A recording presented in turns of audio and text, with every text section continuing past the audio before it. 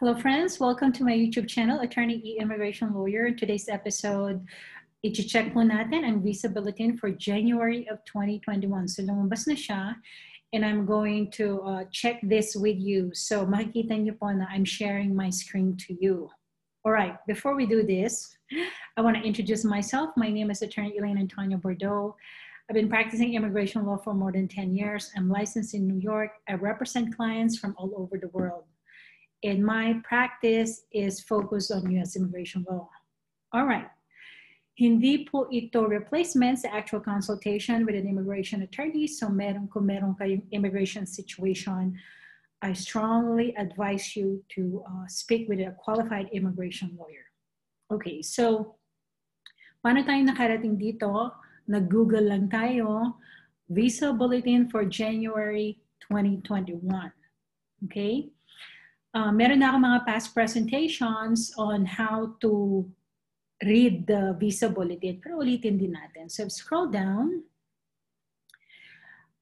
For purposes of our presentation, focus lang tayo sa family-sponsored petitions. Okay, so you will see na may dalawang charts. Final action dates chart at merong isang dates for filing chart. All right, so chart A and then chart B. Ang chart B ay ginagamit for consular processing. So ito yung mga nasa labas na papasok sa US, nasa Philippines na naghihintay ng immigrant visa number or visa availability. Okay, so mag-start tayo sa chart B. Yung chart A po ay, we're gonna talk about that later. So chart B para sa consular processing. Okay, so you can see here sa left ninyo ay nandun ang mga categories. Nasa right side, ang bansa natin, Philippines. F1, unmarried sons and daughters of U.S. citizens. Ito yung 21 na hindi kasal. October 8, 2012, ang priority date. Okay? So kung ang petsa ng priority date nyo ay before, magsimula na kayong mag-gather ng documentation at ino-notify na kayo ng NVC. Kung hindi pa kayo na-notify, ay i-contact nyo ang NVC. I'm gonna have another presentation on how to contact the National Visa Center. Okay, so F1, October 8, 2012. F2A, spouses and children and unmarried sons and F2A, sorry, spouses and children of permanent residents. Ito yung below 21 years old, ano? F2A, August 1, 2020.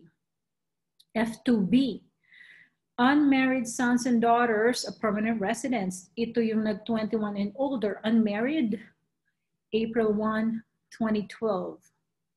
F3 category, married sons and daughters of U.S. citizens, mga nag-asawa na, December 22, 2002. Malabo mata ko. F4, brothers and sisters of adult U.S. citizens, mga kapatid po ng U.S. citizens, September 1, 2002. Hindi nalalayo, ano, F3 and F4. Ito yung talagang ang tagal maghintay. December 22, 2002 for F3 and F4 naman, September 1, 2002. Minsan, lalo ni mga brothers and sisters, hindi na nila ina-expect dahil they've been waiting for a long time. Hindi na nila akalain na dadating pa sa kanila yung visa. And then one day, andito na. So, andyan pa rin po tayo. Make sure na i-check nyo siya regularly. Every month, nag-update siya. Okay? So, F1, October 8, 2012. F2A, August 1, 2020. F2B, April 1, 2012.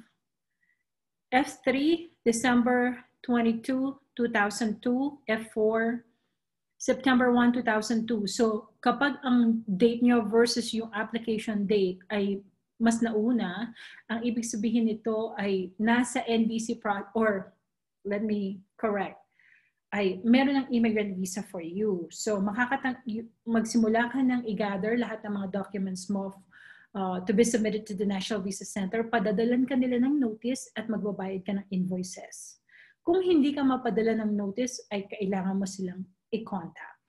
Okay? Sabihin mo sa kanila na na-check mo at current na ang iyong priority date.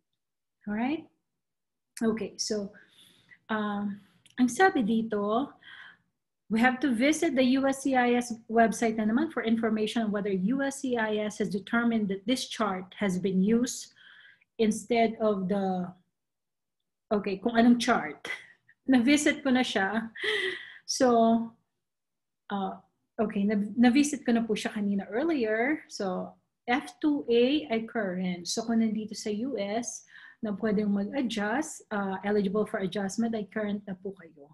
At pwede na po kayo mag-file ng I-485.